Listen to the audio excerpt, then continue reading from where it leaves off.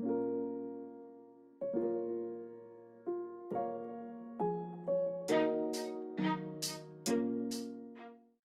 so in this video, we're going to show you my approach for how to solve a spectroscopy problem. So this will be something that you'll be expected to do. So the directions. So you use your mass spec, the IR, and the NMR spectral information that's provided, and you're going to use that to figure out the structure of the molecule.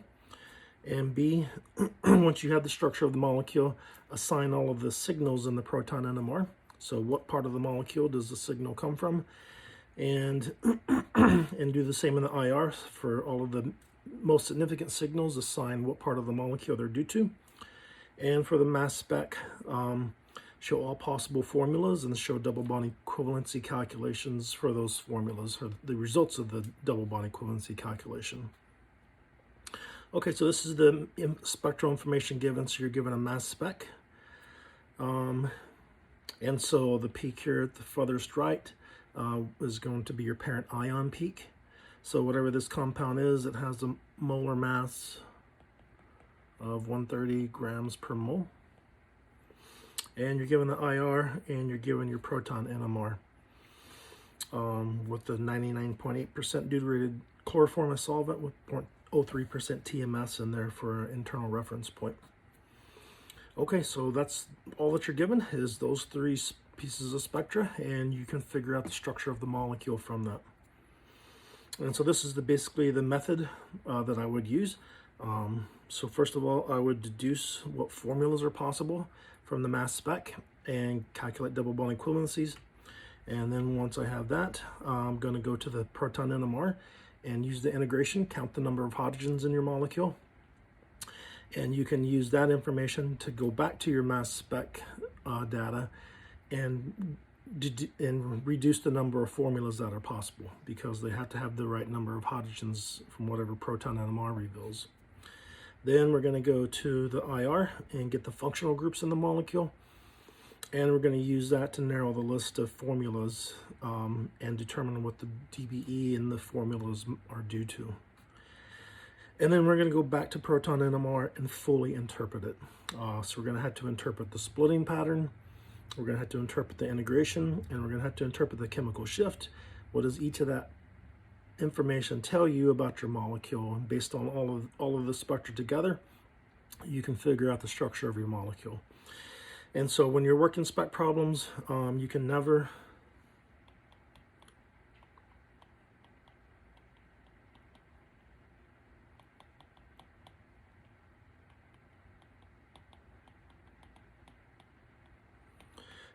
forget what you already figured out. Otherwise, if you figure out something from mass spec, for example, and then you forget it later on, you're going to end up going in a vicious circle, and it's hard to get out of that until you remember something that you've already figured out.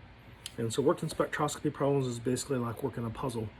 It's just a big puzzle, and you got to remember all of the little clues along the way, and ultimately then you can use that to figure out the structure of your molecule.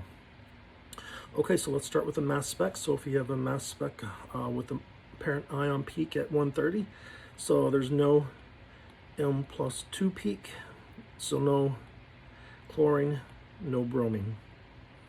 And so again, we're going to limit our structures to having carbon, hydrogen, oxygen, nitrogen, bromine, and chlorine only. If you have all of the elements in the periodic table thrown in, then obviously it gets much more complex.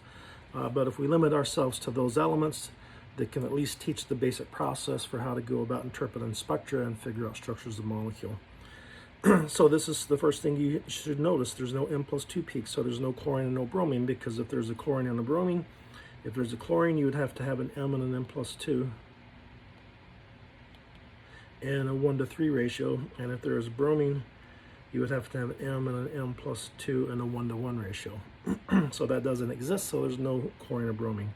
The mass is even,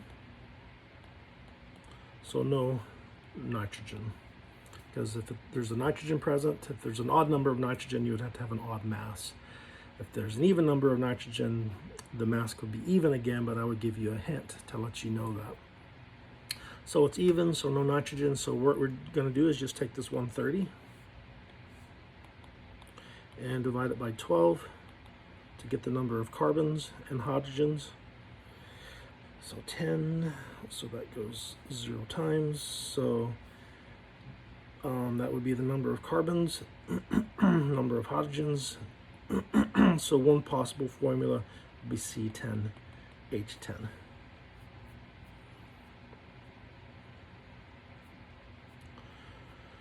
Okay, so now we want to get more formulas.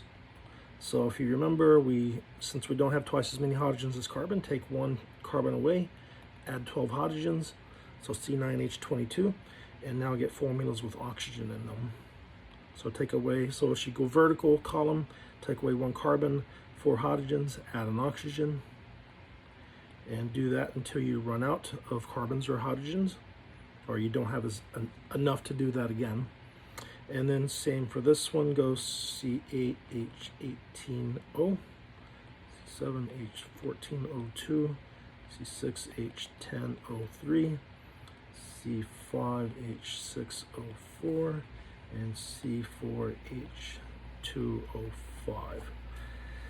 Okay, so there's all of your possible formulas. Now let's calculate double bond equivalencies. So for the first one, C10H10, there's 10 times 2 plus 2, 22 would be the theoretical number of hydrogens, minus your actual number of 10. So 12 divided by 2 equals 6 double bond equivalencies. So if this has 6, then that has 7, that has 8, and this will have negative 1, 0, 1, 2, 3, and 4. Okay, so that formula is not possible. So 1, 2, 3, 4, 5, 6, 7, 8 formulas are all that is possible. Okay, so now we did this. Now we're going to go to the NMR and we're going to count our hydrogens using the integration values. So what's in blue is your integration values. So 3 plus 2 plus 6 plus 2 plus 1. So 3, 4, 5, 6, 7, 8, 9, 10, 11, 12, 13, 14. So 14 hydrogens in this molecule, or a multiple of 14. So it could be 7 hydrogens, it could be 28 hydrogens. It just has, well, it can't be 7 because you couldn't have a half here, right? That's not possible. So 7 is not possible. So 14, 28, or 14 more than that, 28, 38, 42 would be possible. So some multiple of 14. So now if we go back to our formulas, there's one with 14 hydrogens, and that's it. There's none with 28, and there's none with 14 more than that, 42. So simply using the mass spec and the integration and the proton NMR, we now have deduced our molecular formula for this compound as C7H14O2, and that has one double bond equivalency. So what does one double bond equivalency mean? That means there's going to be either a ring, or a C double bond C, or a C double bond O. That's it. It can't be both, can't be 2 of those or 3 of those, because there's only one double bond equivalency. So that is information that you've learned, so never forget that. Okay, so now we can go to our IR and interpret what these signals mean. So at about 2900, right, that's usually not going to be very helpful because most organic compounds are going to show a signal there. So that's CH stretches for sp3 hybridized carbons. And this is about a little over 1700. So whatever that is, 1710 approximately. So that is a C double bond O stretch. And then about 1210, 1220, that is a CO single bond stretch.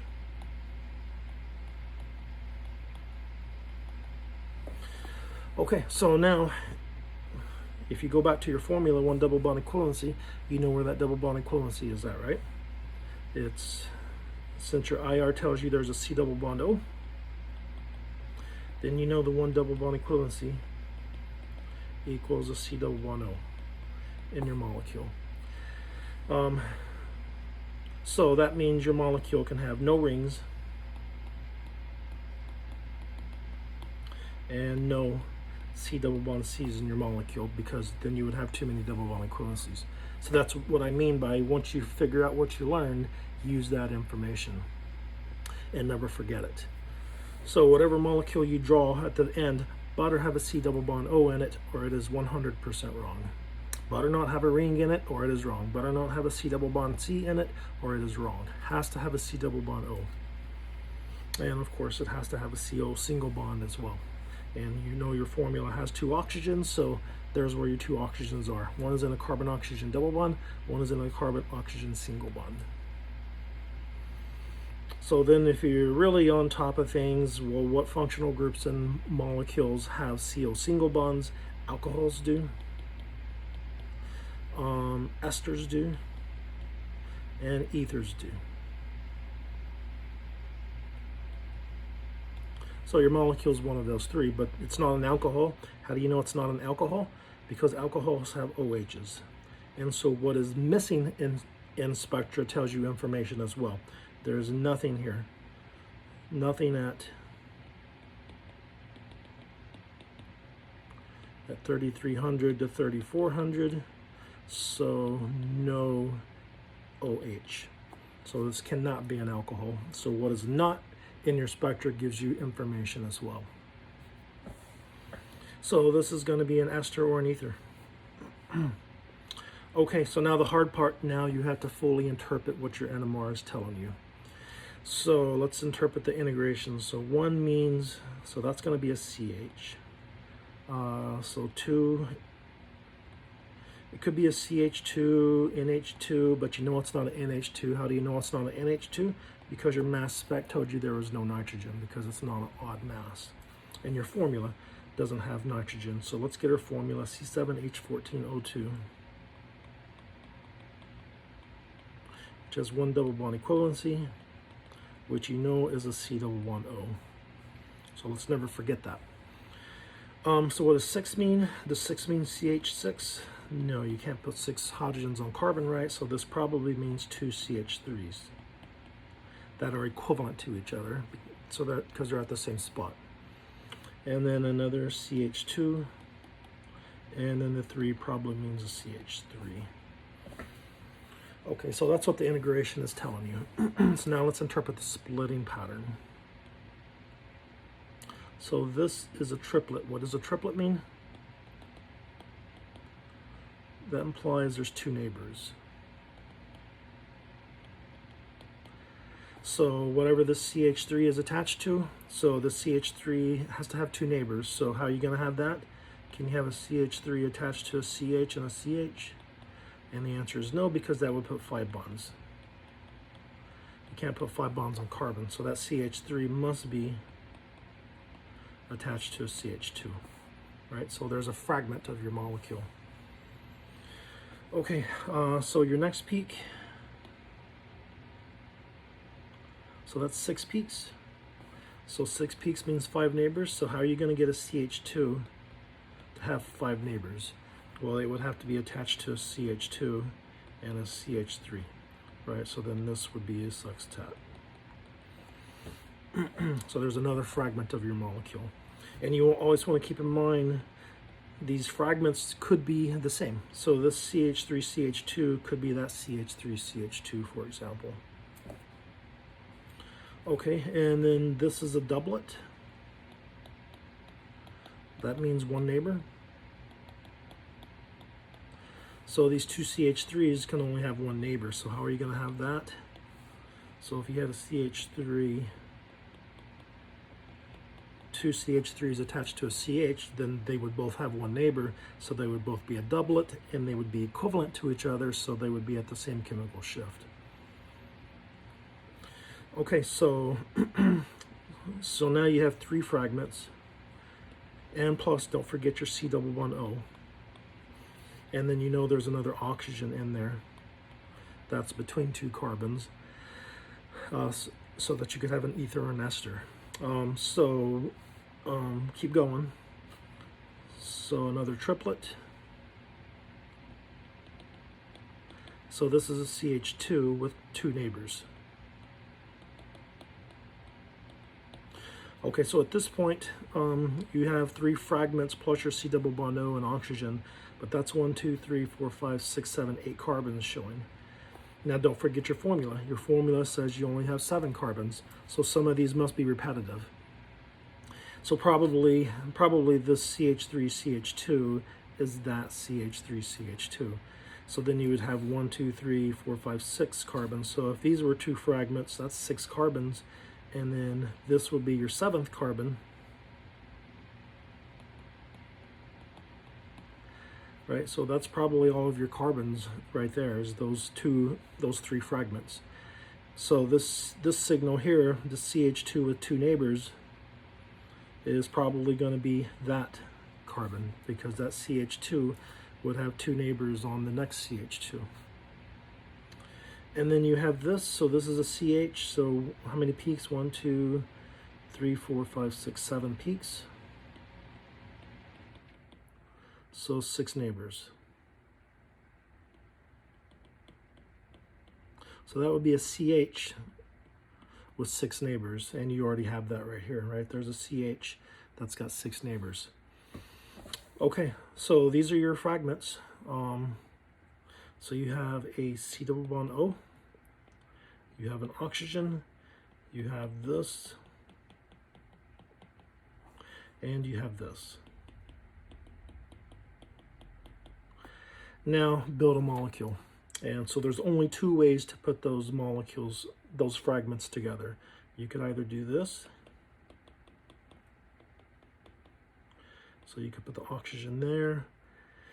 And you couldn't put this there because that would finish the molecule, right? You couldn't go CH2, CH2, CH3 because that molecule's done. There's no other place where you could attach something. So it can't be that. So it must be the C double bond O that could be there. And then you could have the propyl group here. So that would be one molecule that you could build from these fragments, or the other molecules you could just have the oxygen on the other side.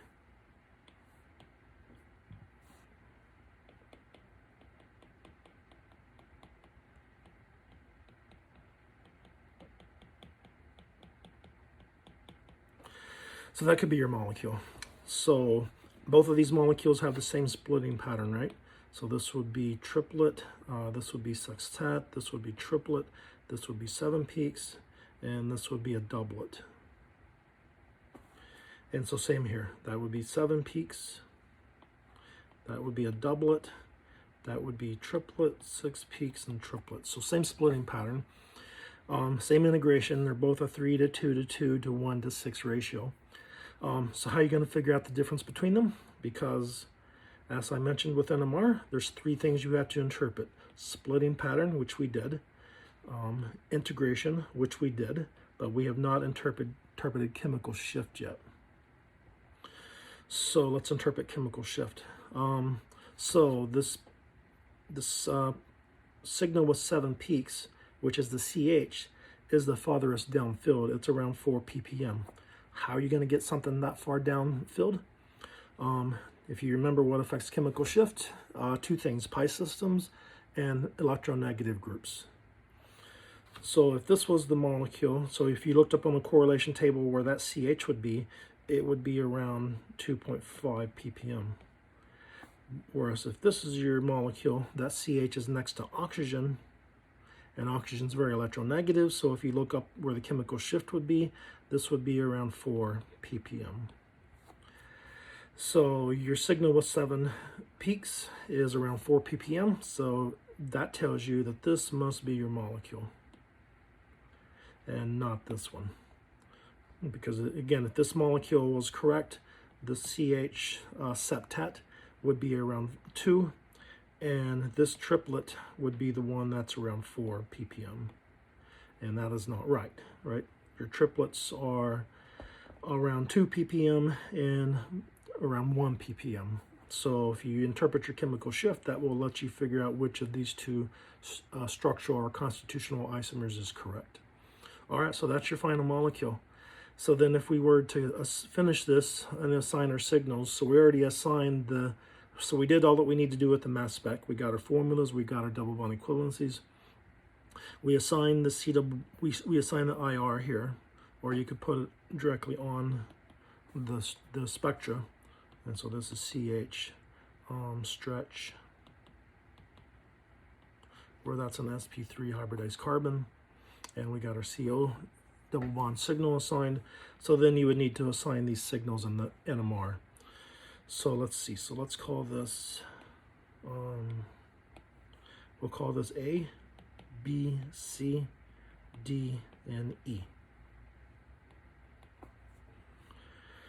Okay, so this is A. And then the 6 hydrogens is B, or the one with 6 peaks is B. The doublet we said was E, those 2 methyl groups. The next triplet is C. And the signal with 7 hydrogens we said was D. Okay, so now we've assigned all of our signals in the proton NMR, and we got our final structure. So that's all that you would need to do and to solve this problem and to answer all of the questions that were answered. Okay, so hopefully that makes sense. So that's the basic process and logic of solving spectral problems.